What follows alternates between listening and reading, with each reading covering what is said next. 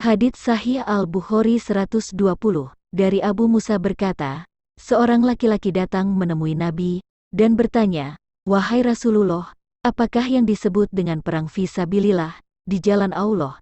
Sebab di antara kami, ada yang berperang karena marah, dan ada yang karena semangat." Beliau lalu mengangkat kepalanya ke arah orang yang bertanya, dan tidaklah beliau angkat kepalanya, kecuali karena orang yang bertanya itu berdiri.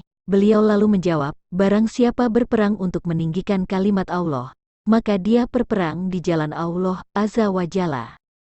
Hadits Sahih Al-Bukhari 121, dari Abdullah bin Amru berkata, aku melihat Nabi di sisi jumrah sedang ditanya.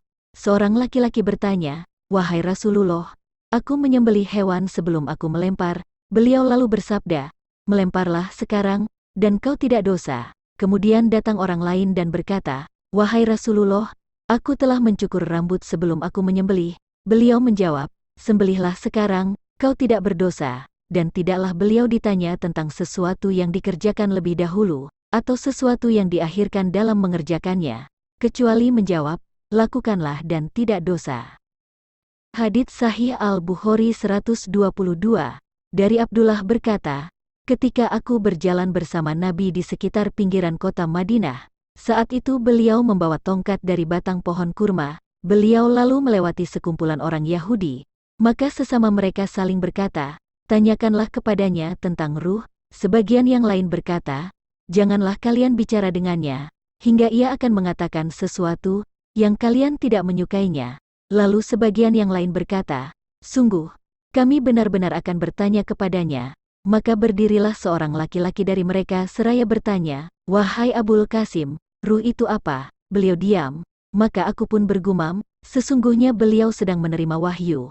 Ketika orang itu berpaling, beliau pun membaca, dan mereka bertanya kepadamu tentang ruh. Katakanlah, ruh itu termasuk urusan Robku, dan tidaklah kamu diberi pengetahuan, melainkan sedikit.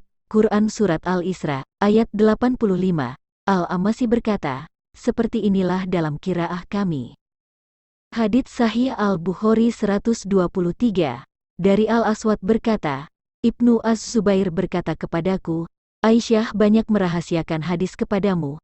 Apa yang pernah dibicarakannya kepadamu tentang Ka'bah? Aku berkata, Aisyah berkata kepadaku, Nabi berkata kepadaku, wahai Aisyah, kalau bukan karena kaummu masih dekat zaman mereka, Az-Zubair menyebutkan, dengan kekufuran, maka Ka'bah akan aku rubah.